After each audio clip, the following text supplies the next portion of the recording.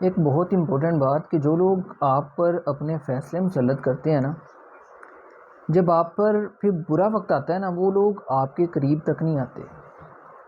آپ چاہے جتنی بھی مشکل میں ہوں، وہ آپ کو اکیلا چھوڑ کر چلے جاتے ہیں، کیونکہ ان کے دل میں آپ کی اہمیت نہیں ہوتی. وہ صرف آپ کو اپنے فیصلے سنا سکتے ہیں.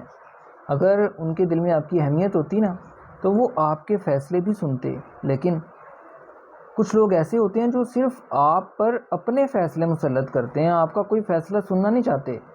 میں کہتا ہوں کہ خود فیصلے کیا کریں، کسی کے فیصلے خود پر مسلط مت ہونے دیں.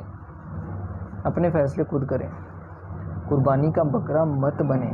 یہ دنیا قربانی کے بکرے بننے والے کو ذبح کر دیتی ہے. یہاں پر وہ چیز نہیں ہے کہ آپ نے کسی کے لیے قربانی دی ہے تو اگلا بندہ احسان مانے گا یا احسان سمجھے گا. کبھی بھی ایسا نہیں ہوتا. وہ انسان سمجھتا ہے پتہ نہیں یہ بندہ کتنا حقیر ہے جو میری ہر بات مان رہا ہے، یہ بندہ میری ہر بات کی عزت کر رہا ہے، ہر بات کو امپورٹنس دے رہا ہے، یہ تو پتہ نہیں مجھ سے کتنا گرا ہوا ہے، یا یہ میرے لیے کیا کچھ کر دے گا. تو ہرگز مت ایسا کریں.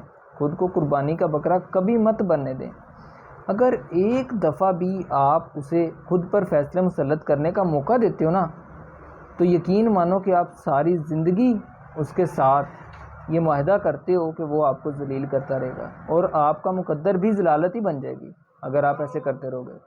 اس لیے کبھی بھی کسی کو اپنی زندگی کے فیصلے مت کرنے دیں. اپنی زندگی کے فیصلے خود کریں، چاہے وہ جیسے بھی ہوں، چاہے وہ کسی بھی قسم کے ہوں. اپنے فیصلے خود کرنا سیکھیں.